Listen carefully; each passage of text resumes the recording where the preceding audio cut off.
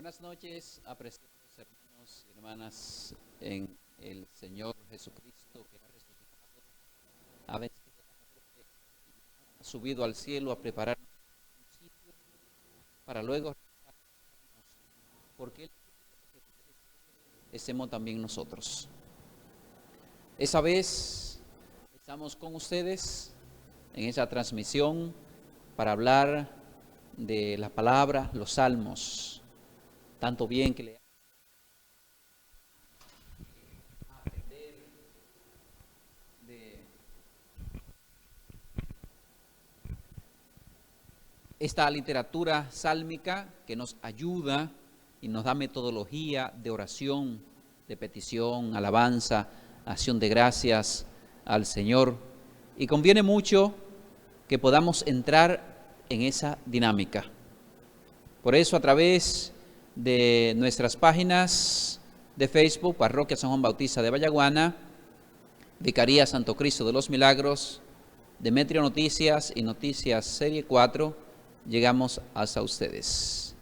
Nos ponemos en la mano de Dios antes de iniciar este encuentro. En el nombre del Padre, y del Hijo, y del Espíritu Santo. Señor Jesús, que nos ha elegido a través del bautismo para ser tus hijos, para que te sigamos, para encomendarnos una misión. Vayan y hagan discípulos, bautizándolos en el nombre del Padre, y del Hijo, y del Espíritu Santo. Haz que nosotros esa misión podamos asumirla con fidelidad, con entereza, para que el reino de Dios llegue a todos los pueblos. A ti te lo pedimos porque tú vives y reinas en unidad del Espíritu Santo y es Dios por los siglos de los siglos. Bueno, pues la dinámica de hoy será una breve exposición sobre los salmos y después ustedes que nos están siguiendo podrán enviar sus preguntas, también sus comentarios al respecto. Y nosotros le iremos dando respuesta en la medida de lo posible. Así que, Monseñor, pues entonces iniciamos con el tema. Buenas noches a todos y a todas que nos siguen a través de estos medios. Y hemos elegido para este panel el tema de los salmos, porque los salmos son muy utilizados en la oración de la iglesia, en la oración personal, en la liturgia, y es importante conocer por dentro este libro de los salmos, que es una colección muy hermosa, poética, que contiene 150 salmos. Esta colección, que es llamada Salterio en griego, y que quiere decir precisamente el instrumento de cuerda que se usaba para acompañar a los salmos. De hecho, hay otra palabra hebrea que es mismor, que quiere decir canto acompañado con instrumento, o por decirlo así más sencillo, canto tocado. Siempre el salmo es para cantarlo, siempre es para tocarlo. Y esto es muy bueno que lo sepan los equipos de liturgia en las celebraciones. Se debe cantar el salmo completo, porque su nombre mismo quiere decir canto tocado, canto acompañado con instrumentos. Y como les he dicho, es una colección de 150 salmos. ¿Cómo están elaborados los salmos? Pues hay como 3 maneras principales que se pueden clasificar las formas como están escritos los salmos.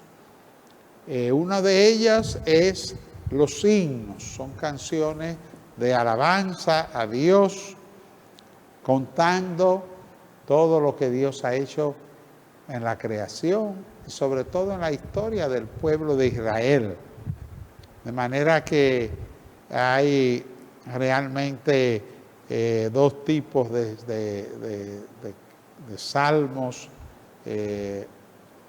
como himnos, los cánticos de Sión, los salmos del reinado de Dios.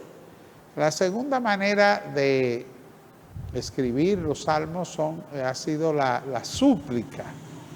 Son oraciones que le cuentan a Dios, se dirigen a Dios contándole toda la realidad que está pasando la persona o está pasando el pueblo. Fíjense que esos salmos tienen mucho de lamento, de exposición, de sufrimiento. En la primera colección de salmos, que son himnos, se dirigen alabando a Dios, hablan de todo lo que Él ha hecho, mientras que en la de súplica se dirigen a Él pidiendo ayuda, y siempre son como una declaración de confianza. Te pedimos ayuda, Señor, porque confiamos en ti, porque tú eres fuerte, tú eres roca, tú eres fortaleza, tú eres el alcázar, tú eres el poderoso. A veces son confesiones de pecados, como el Salmo 51, y otros salmos de pedir perdón. Son súplicas de mucha confianza en la que hasta se les reclama a Dios porque no actúa, porque parece que está ausente, que se le ha olvidado su pueblo, pero siempre en ese clima de confianza. Muchas veces esas súplicas concluyen con acciones de gracia. Las súplicas pueden ser, como ya dije, individuales, personales o colectivas. De manera que las colectivas se refieren a asuntos de todo el pueblo. El otro grupo de salmos, la forma literaria, es la de acción de gracia. Fíjense, la primera eran himnos de alabanza, la segunda de petición y la tercera de acción de gracia. Es realmente que en estos salmos de acción de gracia lo que importa es dar gracias a Dios por todo el bien que nos han hecho. Casi todos son personales, más que colectivos. En los que son colectivos, pues da gracias por la liberación de un peligro, por las cosechas, por los beneficios concedidos al rey. Y las de personales, pues súplicas que Dios ha atendido y que se le agradece por haberlo curado, sanado, haberlo salvado de algún peligro. Por supuesto que en los salmos aparecen a veces mezclados, en algunos salmos, por ejemplo el Salmo 27, 28, por poner ejemplo, en los que se mezcla la alabanza, la petición y la acción de gracia. Es decir, que también hay de ese tipo. Muchos de ellos también aparecen como oráculos, es decir, como anuncio de lo que Dios le ha comunicado a los profetas, al sacerdote, y aparecen como una oración. Entonces es muy importante tener en cuenta esos tres.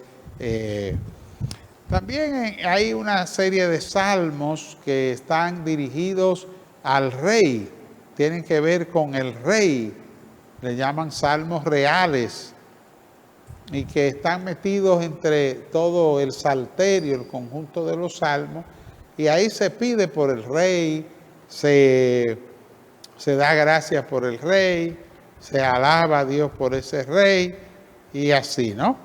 De manera que es así. Los salmos, sobre todo, se usaban en el culto, en el templo, en las oraciones familiares, que siempre era muy importante en el Antiguo Testamento, la oración en familia, donde tenía esa parte de alabanza, de acción de gracias, de petición, y además que a través de ellos también se podía contar la historia del pueblo y podía expresarse las angustias, los sufrimientos, las lamentaciones del pueblo. Por eso en el culto familiar y también en el culto del templo es usado pues los salmos. ¿Quiénes hicieron los salmos? Podrían preguntar a algunos. Bueno, hay varios autores que aparecen, necesariamente a veces en la Biblia tiene el nombre de un autor, pero no es tanto ese autor, sino alguno que lo compuso, pero quiso ponerlo a nombre de uno de los personajes del pueblo de Israel. Hay 73 salmos que se atribuyen a David. Hay una primera pregunta ahí que dice, ¿los salmos fueron compuestos por David? Pregunta Edita Santana. Bueno, como le estaba explicando, hay 73 salmos que se aplican a David. Necesariamente no fueron redactados, compuestos por David. David era un hombre poético y le gustaba mucho cantar, tocar, bailarle a Dios, danzarle a Dios, hasta el punto que una vez cuando ya llevaban el arca de la alianza, se emocionó tanto el amigo David que hasta se fue desnudando y se quedó completamente desnudo. Era un hombre realmente de mucha cercanía con Dios y por eso se le atribuyen 73 salmos. Hay otros que se le atribuyen a Asaf y a los hijos de Coré, 12 a Asaf y 11 a los hijos de Coré, que eran muy también poetas, cantantes. Otros a Emán, a Etán, a Moisés, a Salomón. 35 salmos no se le atribuyen a nadie. Me parece, por eso a veces cambiaban en la Biblia de traducción griega y latina, se ponen 82 salmos atribuidos a David. Bueno, entonces, por eso realmente siempre se presenta que el autor principal de los salmos es David. Pero como le digo yo, a veces no son propiamente David, porque la composición de los salmos se duró un tiempo largo y ya David se había muerto y surgieron otros salmos. Por eso, pero se le atribuyen a él por el estilo, por la consideración, por la veneración de ese gran hombre que fue David. De manera que eso es así. Por eso son varios siglos de actividad poética del pueblo que fueron recogidos. Por eso muchos de estos salmos fueron hechos hasta la vuelta del destierro, es decir, que ya habían desaparecido David hacía mucho tiempo, aunque quedaba oralmente algunas frases, algunas alabanzas, algunas oraciones, y de manera que algunos sí eran salmos que venían del tiempo de los reyes, es decir, que no se sabe bien la esencia exacta, pero sobre todo a partir del destierro se reunieron esas colecciones que habían orales, se escribieron y se compusieron ya en ese estilo de los salmos. Es decir, que esa es la realidad. Y así se fueron formando todos esos salmos. Algún dato que podría decir también de los salmos en lo que algunos también se animan a preguntar. Ahora es ya el tiempo de preguntas, que ya Edita Santana inició. Los 150 salmos están recogidos como en 5 colecciones. 5 colecciones.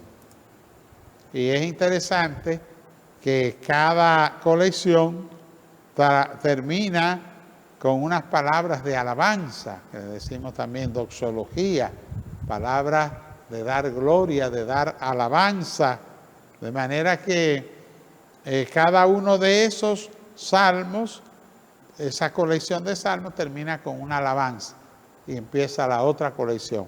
Por ejemplo, la primera colección es los salmos del 1 al 41. La segunda colección es del 42 al 72. La tercera colección del 73 al 89, cuarta colección del 90 al 105 y quinta colección del Salmo 106 al 150. Es decir, así es que está como organizado el libro de los Salmos. Así que les animamos ahora a hacer algunas preguntas sobre este libro de los Salmos que tanto manejamos.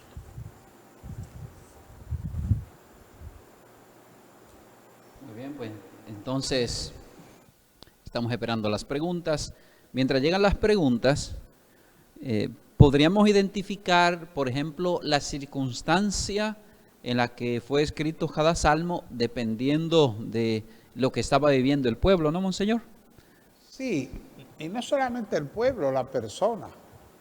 Fíjate que hay muchos salmos de petición que son más de personales que sociales. Pero por eso, para entender el salmo, hay que entender qué estaba pasando en el pueblo, cuál era la situación de la gente, las crisis históricas, por ejemplo, ese tiempo cuando el pueblo fue desterrado, pues trae muchos cantos, salmos que son de lamentos,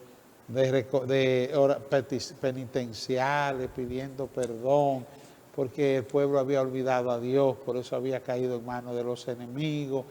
Y también a nivel personal, una gente que estaba enfermo, pues en su súplica retrata su enfermedad, su problema, a veces momentos de persecución, y realmente cada uno según lo que le estaba pasando.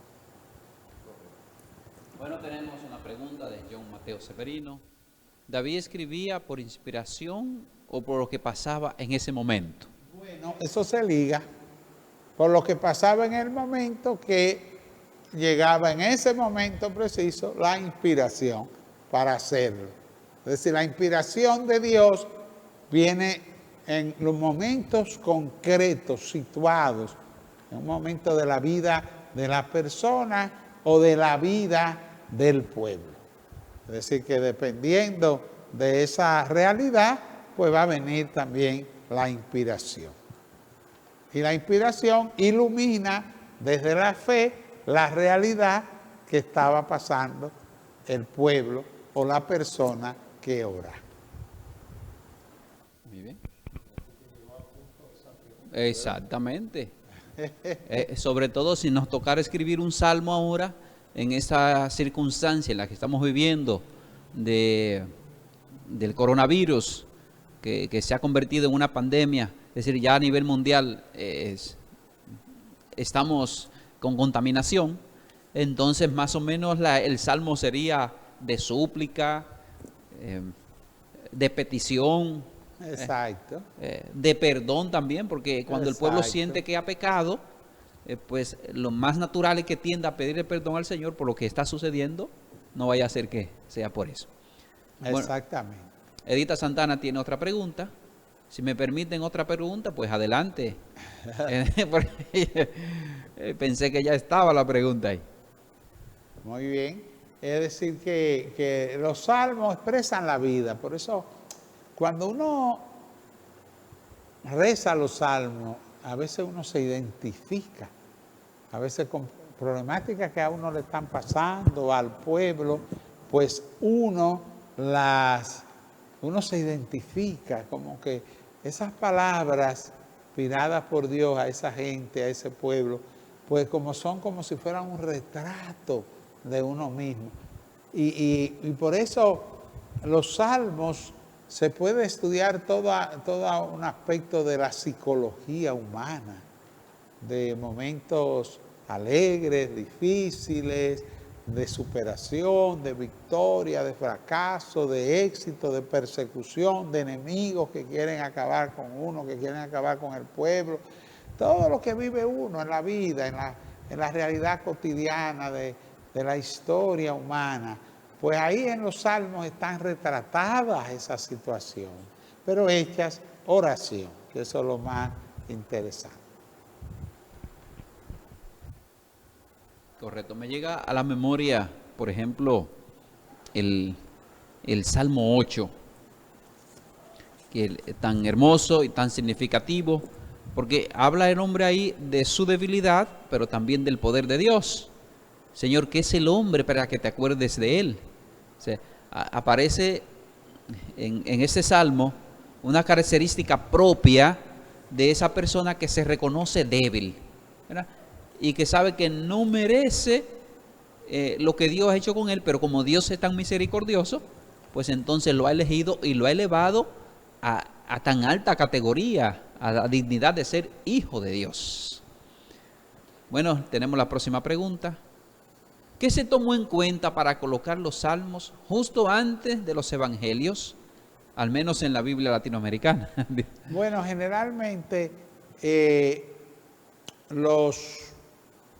la parte que se llama poética, lírica, de cantos, de salmos, de los sapienciales que hablan de la sabiduría, se colocan siempre después de los libros históricos. De hecho, es la generalidad. La Biblia latinoamericana lo colocó antes de los evangelios, pero no es una regla. Siempre antes de los evangelios están más bien los profetas. Pero eso no importa, como dice, no altera el producto, ¿no? Puede estar adelante, atrás, no tiene ninguna razón de ser un lugar o el otro.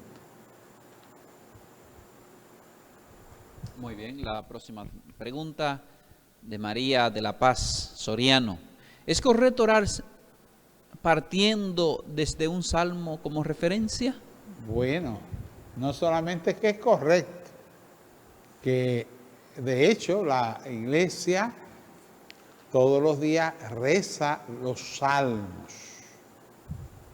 Así que reza los salmos organizados en lo que se llama también el breviario, el salterio, y de hecho siempre la iglesia pide, por ejemplo en la oración personal, que uno rece esos salmos, en la oración comunitaria también, y a partir de ahí pues se escucha la palabra, a veces se lee lectura de meditación de grandes santos, grandes autores cristianos, que empujan a la oración contemplativa, a quedarse ahí con Dios, que tú me miras y que yo te miro, que tú me hablas y yo te escucho, ayuda muchísimo. Partir del Salmo y gustar el Salmo, no es como el que una cosa así huyendo, sino que cuando uno saborea, yo personalmente lo digo como experiencia, a veces una frase de uno de esos salmos a mí me lleva lejísimo en la oración, con una sola frase, que yo hago mía, que en ese momento de mi vida me retrata, me expresa, pues a partir de ahí pues hago la contemplación. Es decir, que ayuda, y la iglesia es sabia y maestra, pues nos pide rezar los salmos todos los días. Por eso y durante todo el día está dividida el día en oración con los salmos. Por ejemplo, a las 6 de la mañana, de las 6 de la mañana para adelante, se reza laudes, alabanzas, todo basado en salmos y cánticos bíblicos. Después, a las 9 de la mañana, que le llamamos tercia, se rezan otros salmos. A los 12 del día se rezan otros salmos, que a la hora de las 12, por esos lados, que le llamamos sexta. Después, a las 3 de la tarde, se vuelven a rezar salmos en esa hora que se llama la hora de nona. Por eso la hora de nona fue cuando mataron a Cristo, a las 3 de la tarde. La hora de nona, se rezan salmos. Al atardecer, a las 6 de la tarde, un poquito más, se rezan las vísperas, ya está anunciando el otro día. También se reza con salmos. Y después, antes de acostarse, hay otros salmos que se llaman completas, un momento de oración completa que es para completar el día. Y también se hace con salmos. Y todavía, para si queda, no solamente si queda tiempo, sino para llenar el día con los salmos y las lecturas bíblicas, la iglesia también tiene lo que se llama el oficio de lecturas, que antiguamente, y los monjes todavía, muchos de ellos lo hacen, que es una oración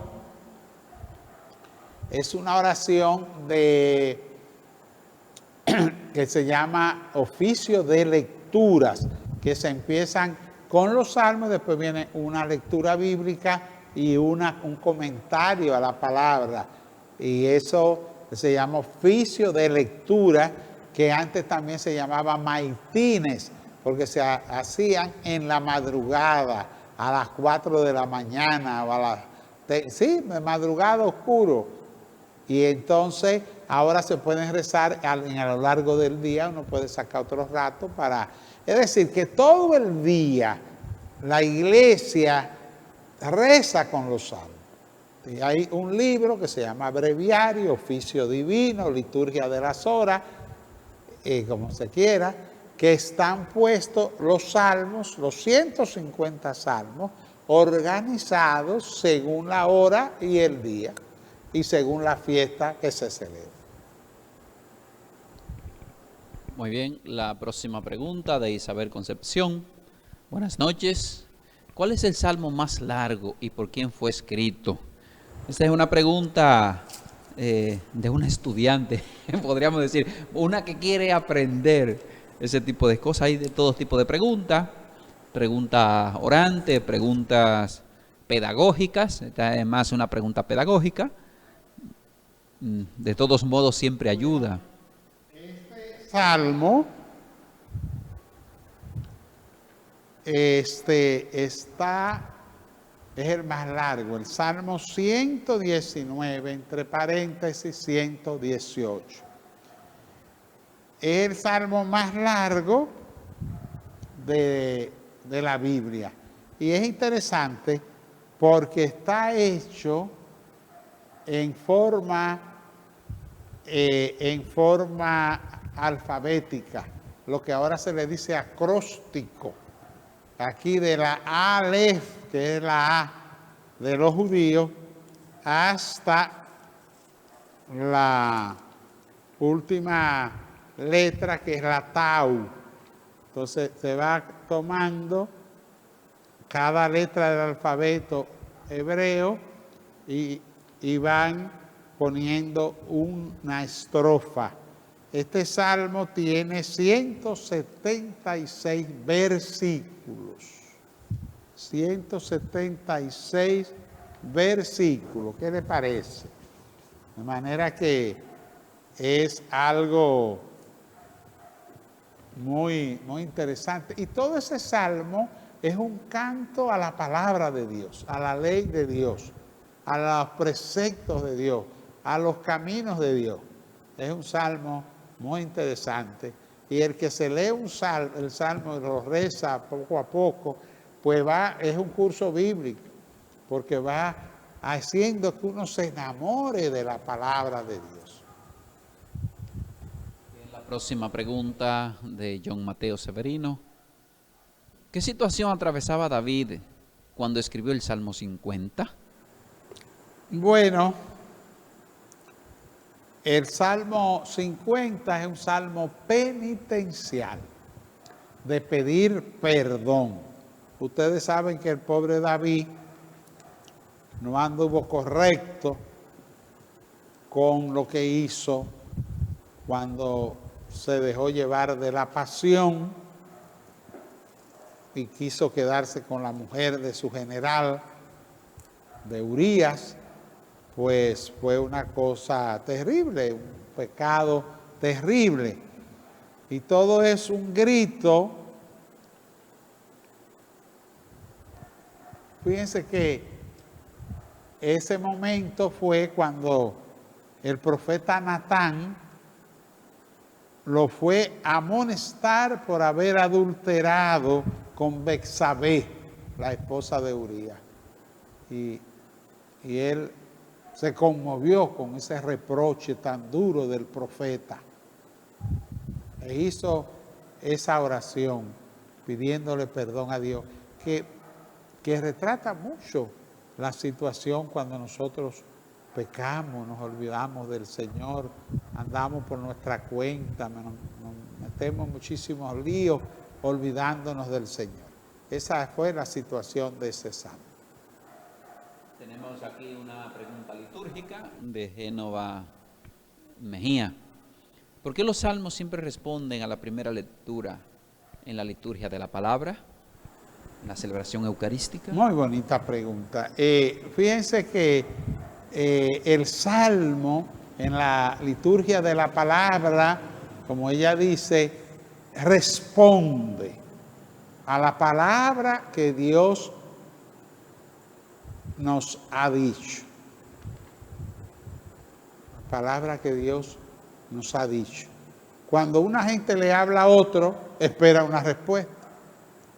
Y la respuesta de la iglesia a Dios que habla es el salmo. Es el salmo. Por eso se llama salmo responsorial.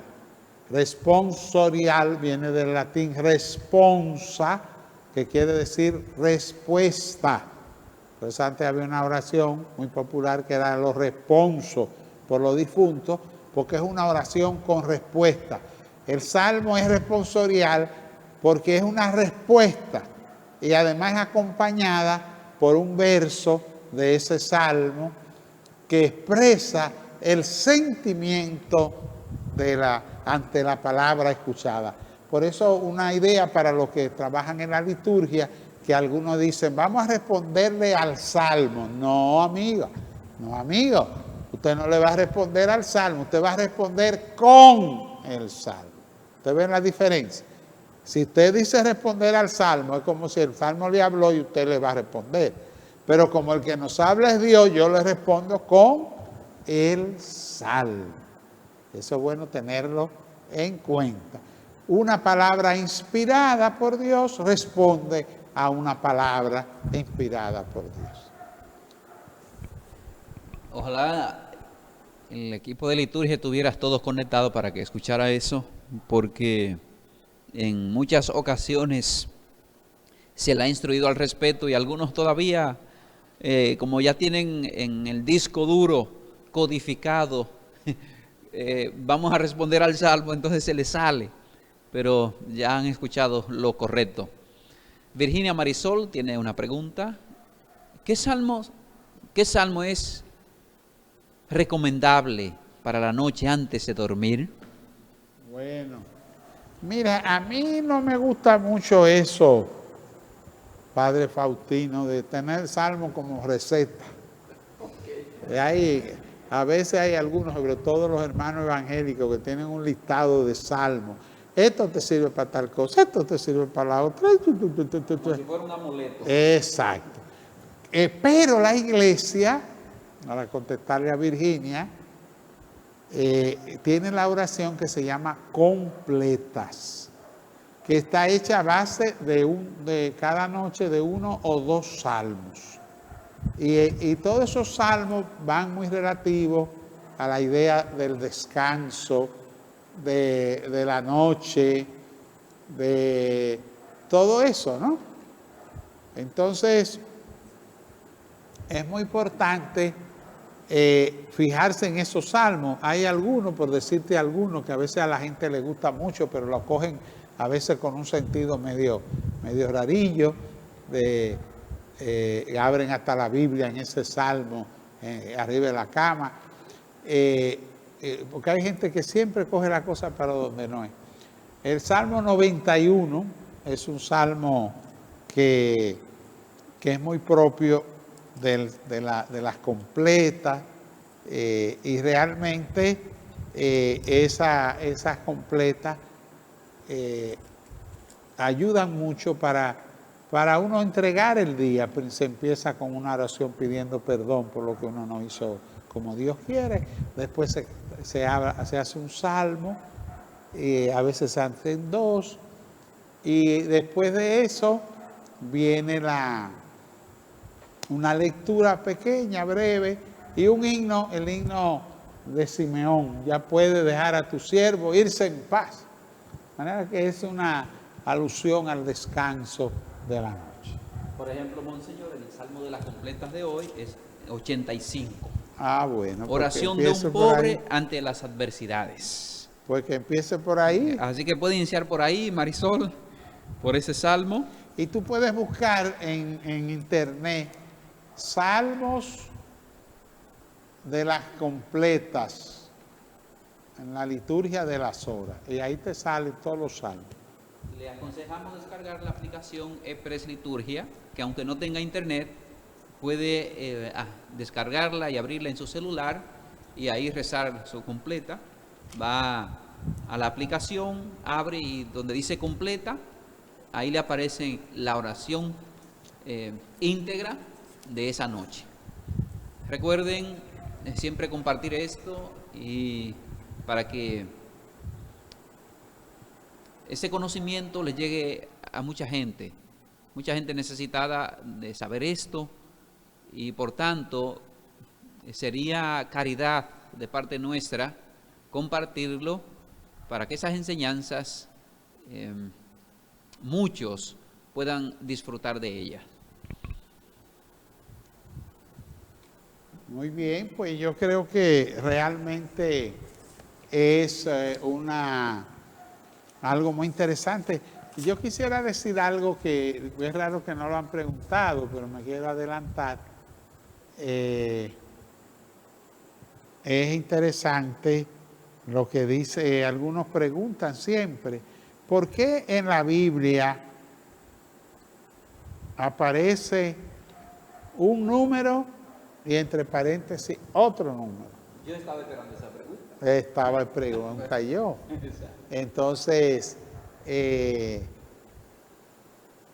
manera que es interesante dice el técnico que la iba a hacer, pero no tiró. Un paso adelante. Muy adelantado. Fíjense, ya habíamos hablado en uno de los paneles que la Biblia fue escrita fundamentalmente en el Antiguo Testamento en hebreo y arameo, que eran los idiomas propios del pueblo de Israel. Pero cuando ya se estableció la lengua griega como la lengua del Imperio Romano, hubo la necesidad, porque ya nadie sabía hebreo y arameo, que eran más los viejos y algunos que estudiaban las escrituras, se vio la obligación de traducir la escritura al griego. Y se le encomendó, dice que a un grupo de 70, te lo dicen que de 72, que hicieran esa traducción del hebreo y el arameo. Por eso se llama la Biblia de los 70 o la Biblia griega. De esa Biblia griega, después, cuando el latín fue el que tomó cuerpo en todos esos pueblos y se quedó atrás el griego, entonces se tradujo de la Biblia de los 70, de la Biblia griega, se tradujo a latín. Entonces, la Biblia griega y esa que se tradujo al latín juntaron dos salmos, 9 y 10. Juntaron dos salmos, 9 y 10. Y también juntaron otros dos, 114 y 115. Es decir, que hasta el Salmo 9 estamos bien. Griego, hebreo, arameo, latín, los salmos están numerados del 1 al 9, muy bien, son lo mismo. Y también del 148 al 150, también ahí empatamos.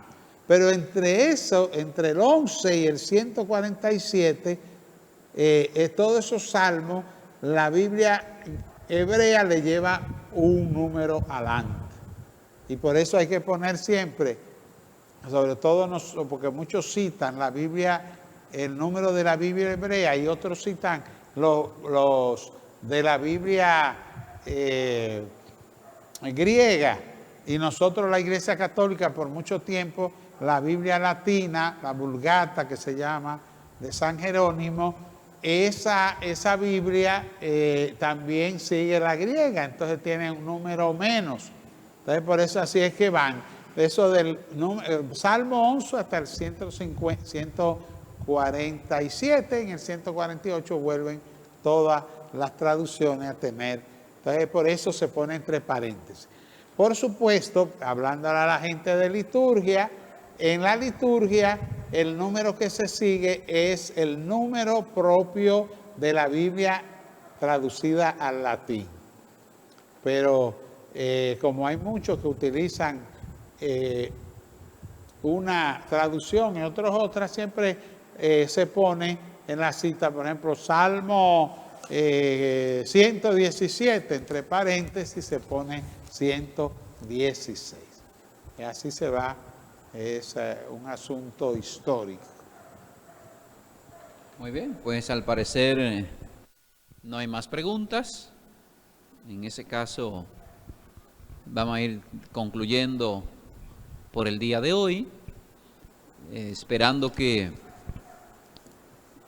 cuando entren compartan eso para que, como dije hace un momento, esta enseñanza le llegue a la mayor cantidad de personas posibles y se pueda difundir. Ese es el propósito. Hay muchos que salen a cámara porque quieren brillar. Nosotros el deseo y el propósito es la enseñanza. Así que por eso la insistencia de que compartan. Así que muchas gracias y abundantes bendiciones y hasta luego.